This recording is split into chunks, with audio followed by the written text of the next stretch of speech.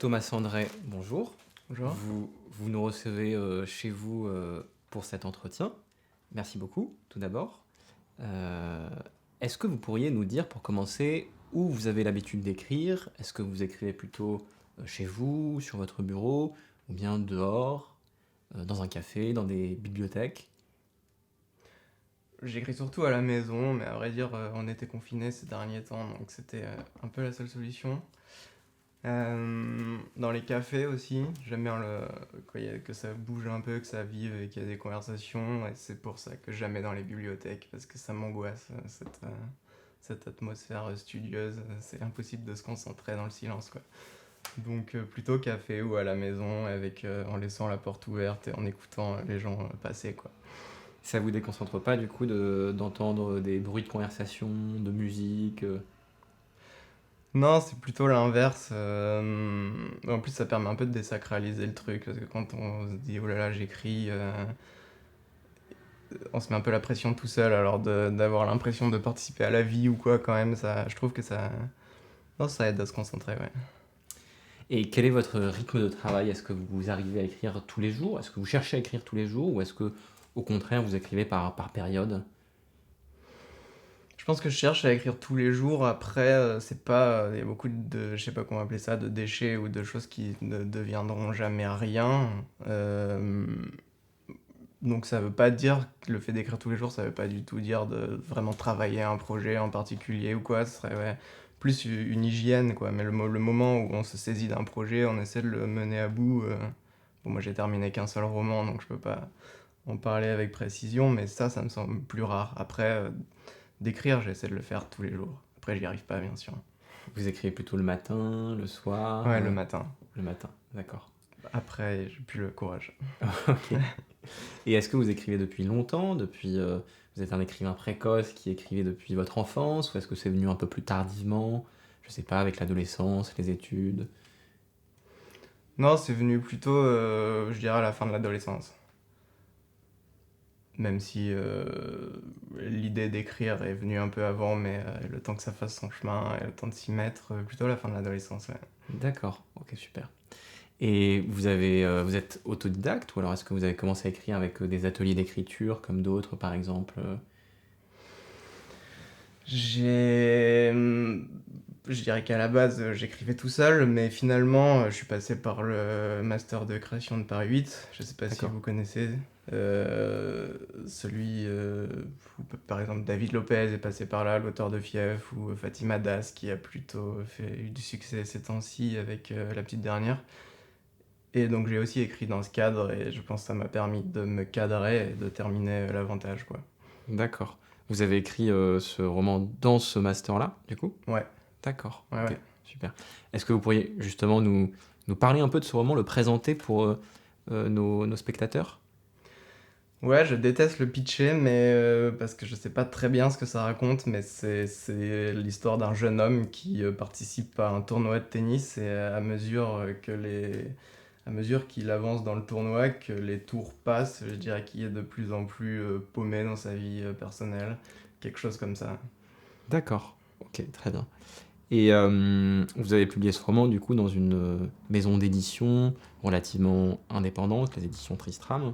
Et ce roman a eu une forte visibilité médiatique. Vous êtes passé sur Canal+, France Inter, France Culture. Est-ce que vous vous attendiez à ce succès? Et est-ce que vos éditeurs s'attendaient à ce succès? Et comment est-ce que vous l'expliquez? Non, je m'y attendais pas du tout. À vrai dire, ça parle de tennis, donc c'est ni un sujet d'actualité, ni un fort sujet de société. Donc effectivement, je m'attendais à ce que ça fasse un bid plutôt.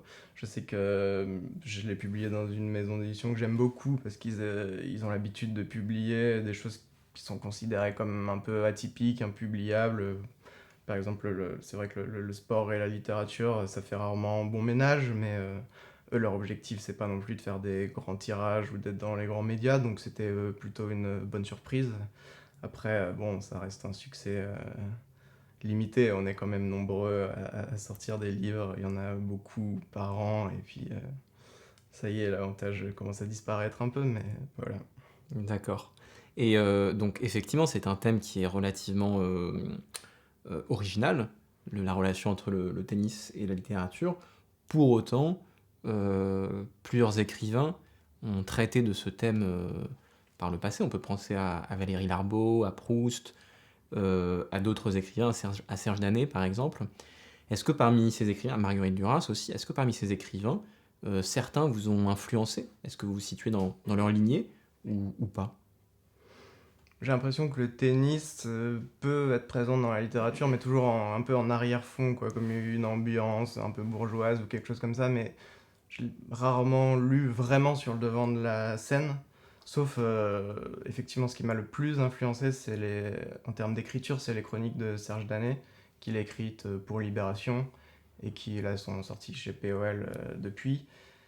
Et ce qu'il y a de très réussi et de très inspirant dans ces articles, c'est qu'il lit vraiment le style des joueurs à son style d'écriture à lui, quoi.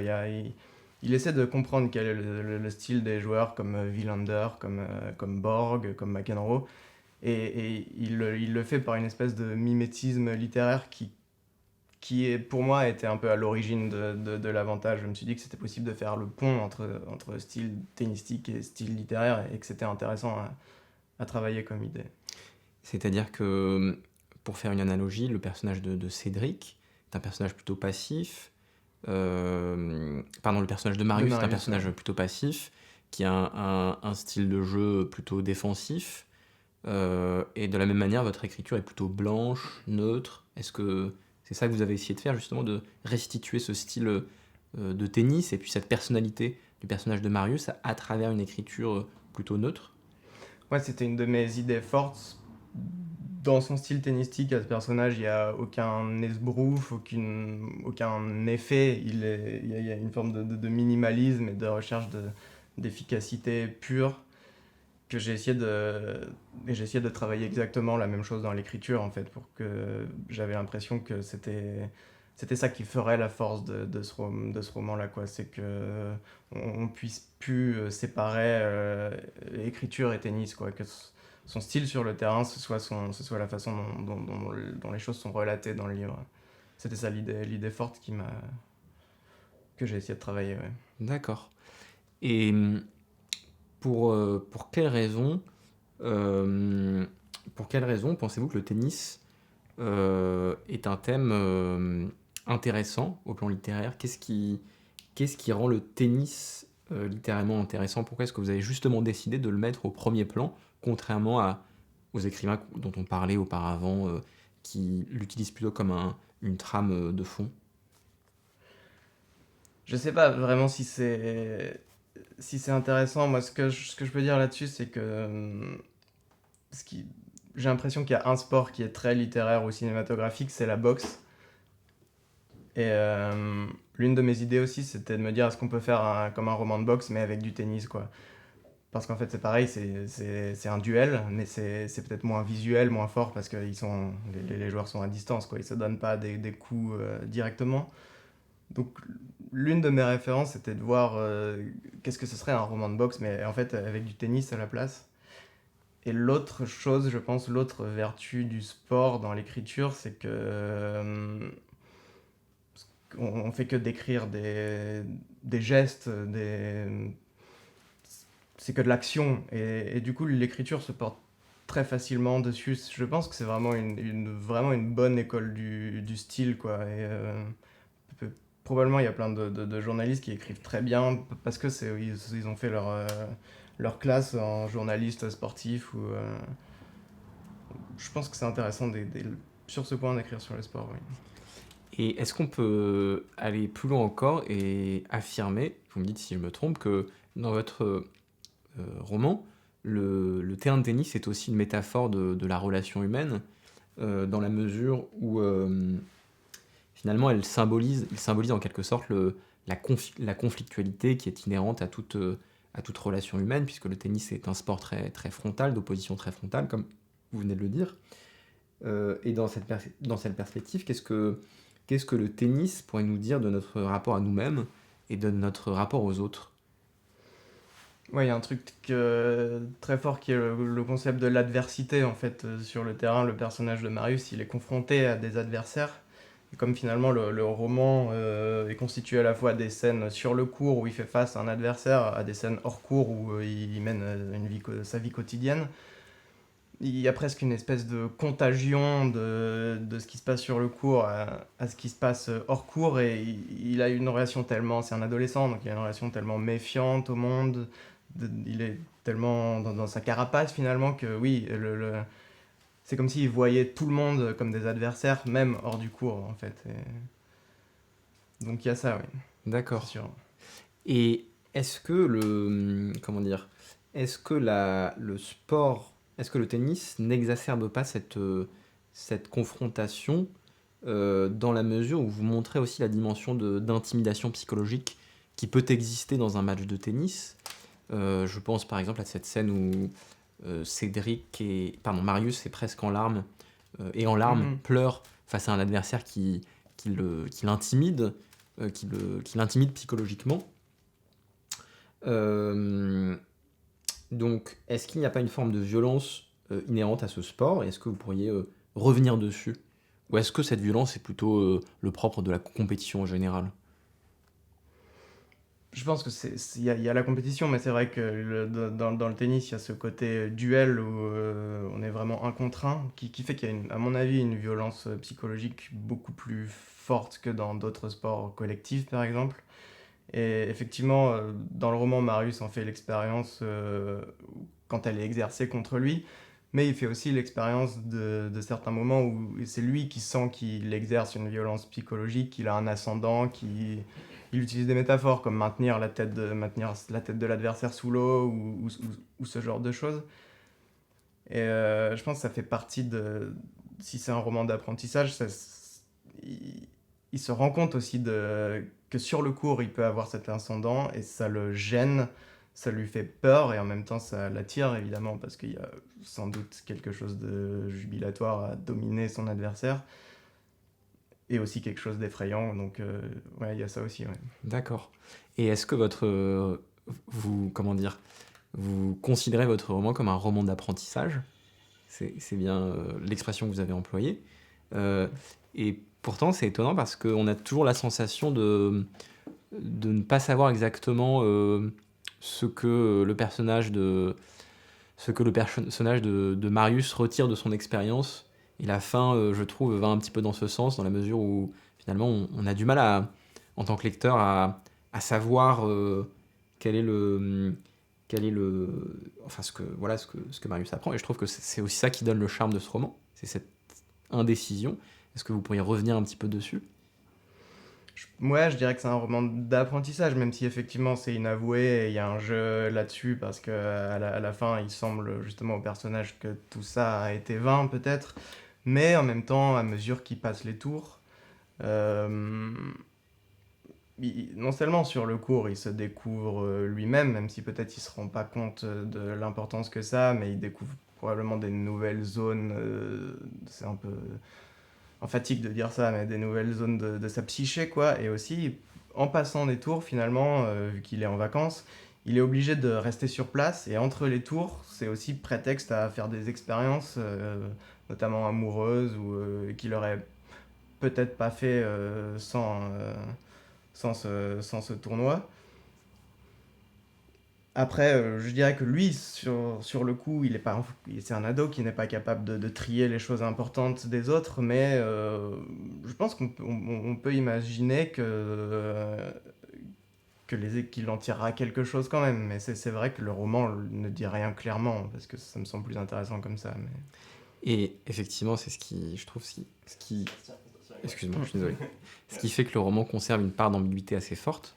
Et pour aller dans votre sens, c'est vrai que le roman commence par cette phrase je n'arrivais pas à exister. Et effectivement, on sent tout de même une évolution du personnage. Et est-ce que, si on revient sur cette phrase, est-ce qu'on pourrait dire que c'est un roman qui parle du thème de la dépression? Ou est-ce que c'est une catégorie qui vous semble inadaptée pour Moi, je le celui-ci? pensais moins comme un roman sur la dépression que comme sur l'adolescence.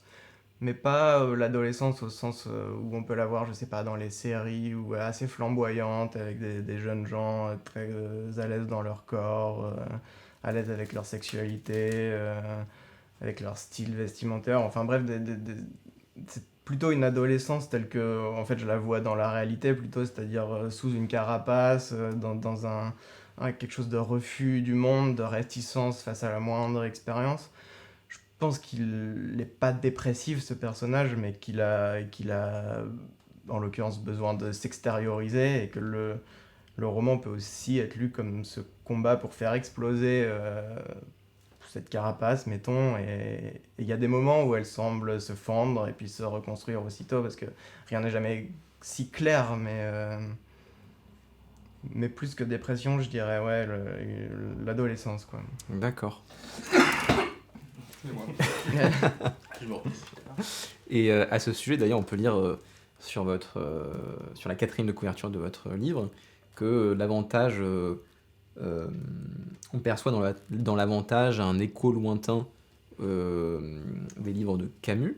Et effectivement, moi j'ai beaucoup pensé au personnage de Meursault de l'étranger en lisant l'avantage, dans la mesure où Marius comme Meursault ont comme point commun de sembler assez éloignés de leurs propres émotions, voire de ne pas en ressentir, ou en tout cas de ne pas les extérioriser.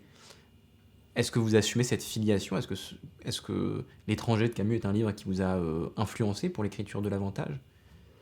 C'est pas une référence à laquelle je pensais consciemment, mais en réalité, c'est un livre qui m'a énormément frappé à l'époque où je l'ai lu, qui est quand j'avais 17 ans et qui est l'âge que Marius a dans le roman, donc je pense que c'est très loin d'être un hasard. Et si on rapproche les deux, c'est vrai qu'il y a cette étrangeté du personnage qui est la même, où on comprend pas exactement ses émotions. Euh, Après, moi, j'ai toujours ce truc où, en réalité, quand j'ai lu L'étranger, je trouvais que Meursault était un personnage assez lisible, et je me souviens d'avoir été frappé que tout le monde le trouvait bizarre, étrange. Et dans le cas de Marius, je dirais que c'est pas qu'il ressent pas d'émotions, c'est qu'effectivement il les extériorise pas, il les cache au lecteur, ça c'est sûr. Il les cache probablement en partie à lui-même, et le roman est aussi un jeu pour essayer de deviner ce qu'il ressent, parce que lui-même le dit pas, mais j'ai quand même le sentiment qu'il essaie de donner des pistes, mais il y a une espèce en fait, de pudeur chez lui qui le rend quasiment incapable de dire simplement ce qu'il ressent, et c'est sans doute pour ça que le roman existe, parce qu'il doit en passer par le terrain, par l'écriture sans doute. Ce qui est intéressant également, c'est qu'à différents moments du récit, Marius semble rentrer dans un état second quand il joue au tennis. C'est ce que, en tout cas, j'entends dans cette phrase que je vais citer. À certains moments, je me sentais presque liquide, un peu flou, tellement tout bougeait facilement. Ou dans cette autre phrase de votre roman, moi je jouais sans réfléchir, mécaniquement, mon bras, mes jambes, tout ça bougeait tout seul. Est-ce que vous pourriez revenir sur cet état liquide que vous décrivez ? Parce que ce qui est intéressant, c'est que généralement, on associe la pratique sportive au décuplement de l'énergie. Et chez Marius, il semble que ce soit un peu le contraire. Plus le match avance et plus il devient passif, liquide, absent à lui-même, presque somnambule parfois sur le court. Qu'est-ce que vous essayez de montrer par là ? Ouais, alors c'est assez rare, parce que la plupart du temps, au fond, c'est assez pénible pour lui de jouer, mais il y a effectivement certains moments où il atteint des états psychologiques qui seraient presque des formes d'extase, ou en tout cas d'oubli de soi-même. Je crois que le côté liquide, c'est la légèreté, la décontraction, l'espèce de relâchement absolu. Et en fait, ce qui me frappe, c'est toujours cette question des émotions. C'est-à-dire que, comme le tennis est un sport très psychologique, finalement, les bons joueurs sont ceux qui arrivent à s'abstraire de leurs émotions, ou à ce que les émotions ne les bloquent pas. On dit souvent que les émotions sont parasites au tennis. Et je pense que les moments, un peu ces moments d'extase, c'est les moments où il s'oublie, où il oublie ses émotions, parce qu'avec la répétition du geste, avec peut-être aussi, je sais pas, la chaleur ou plein d'autres paramètres, il y a presque une forme d'hypnose qui se crée, où les gestes, tout se fait facilement. avec cette ambiguïté que c'est des moments où c'est des moments où on oublie ses émotions, quoi. Et c'est par là aussi que le personnage pêche. C'est dans l'expression de ses émotions. Donc il y a ce double jeu qui m'intéressait en fait. Et cette ambiguïté, je trouve, se retrouve dans la relation que Marius entretient avec cette compétition. Parce que en tant que lecteur, en tant que lecteur, on se demande souvent, mais pourquoi est-ce qu'il continue à jouer? Pourquoi est-ce qu'il continue à pratiquer cette compétition alors que lui-même semble ne pas éprouver de plaisir? En tout cas, c'est assez présent dans le début, la première moitié du roman. Et lui-même semble ne pas savoir pourquoi il fait cette compétition. Il le dit dans cette phrase: j'ai attendu Cédric moins d'un quart d'heure, j'étais pris de nausée, j'ai dû m'asseoir contre un arbre et fermer les yeux. Pourquoi je faisais ça exactement? J'aurais pu simplement faire semblant de dormir, laisser le téléphone sonner et le tour aurait été joué. Alors, pourquoi Marius continue-t-il cette compétition plutôt que de rester dormir contre son arbre? C'est pas clair, et il y a sans doute plusieurs explications possibles. Moi, mon sentiment, c'est qu'il est aussi pas tout à fait honnête avec le lecteur, et sans doute pas tout à fait honnête avec lui-même, c'est-à-dire qu'il semble être réticent à venir sur le terrain, il semble être réticent à jouer, il semble avoir envie de perdre, ou en tout cas ne pas se préoccuper de la défaite, mais je me demande si c'est pas aussi de sa part une façon de se mettre dans les meilleures conditions psychologiques, en fait, de feindre cette indifférence et de la feindre si bien qu'il en vient lui-même à se tromper. C'est peut-être la meilleure façon pour lui en fait de gagner, tout simplement, de se mettre dans les bonnes conditions psychologiques. Et, euh, et je crois que la deuxième chose, c'est un peu ce dont déjà on parlait tout à l'heure, c'est que au fond, cette espèce de volonté de puissance, de dominer l'autre, de le vaincre, de gagner, qui sent en lui, au fond, prêt à jaillir, ça lui fait peur et ça le met mal à l'aise. Et il essaie de tromper ses adversaires, il essaie de se tromper lui-même et sans doute le lecteur par la même occasion là-dessus. D'accord. Et est-ce que le personnage de Cédric, qui est donc le meilleur ami de Marius, mais qui est aussi son opposé, puisqu'il est viril, il est compétitif, est-ce que ce personnage est là pour introduire une réflexion sur la masculinité? Et qu'est-ce que vous avez essayé de montrer en opposant ces deux personnages si différents? Oui, en tout cas, c'est des adolescents, ils ont grandi dans le sport, donc ils se construisent à cette époque en tant que garçon ou homme, si on veut. Et oui, Cédric est un personnage qui assume une espèce de masculinité bon, qu'on dirait toxique aujourd'hui, c'est-à-dire il prend trop de place, il empêche les autres de s'exprimer parce qu'il est toujours à s'imposer partout. Il y a ça, et puis c'est vrai que c'est intéressant le fait qu'au fond ils aient une personnalité totalement opposée, parce que ça fait ressortir le fait qu'ils sont un peu comme chacun est l'ombre de l'autre, quoi, en quelque sorte. Et, euh, et puis en fait, finalement, l'interrogation aussi, c'est est-ce que c'est pas les qualités de Marius qui semblent être en fait bien moindres à la base, et il est beaucoup plus effacé, beaucoup plus passif. En fait, c'est celles qui vont fonctionner et non pas celles de Cédric. Hmm. Donc il y a ce double jeu que je voulais travailler aussi. Ouais. Est-ce que vous pratiquez vous-même le tennis en compétition? Oui, je l'ai pratiqué adolescent et je le pratique encore un peu de temps en temps, mais à un niveau moindre que celui de Marius. Donc. D'accord. Et donc, dernière question, Thomas, avant la fin de notre entretien. Euh, Quel est le plus grand joueur de tennis de tous les temps, selon vous? Est-ce que c'est Roger Euh, Federer, Novak Djokovic, Rafael Nadal ou un autre encore? non, on peut rester sur ces trois-là. Oui, c'est pas le joueur que je préfère du tout, mais il me semble que le gagner 14 Roland-Garros, c'est absolument indépassable et hors catégorie comme exploit. Donc je dirais Nadal, même si ça me ferait un peu mal au cœur, à vrai dire. Et quel est votre joueur préféré? Je dirais pas que j'ai un joueur préféré, mais je suis par exemple content en ce moment que Daniil Medvedev est en train de s'imposer parce que j'aime ce côté, sa personnalité très étrange aussi, et sa façon de. C'est un peu un Marius, ça j'aime bien ça chez lui. Ok, merci beaucoup Thomas. Merci à vous.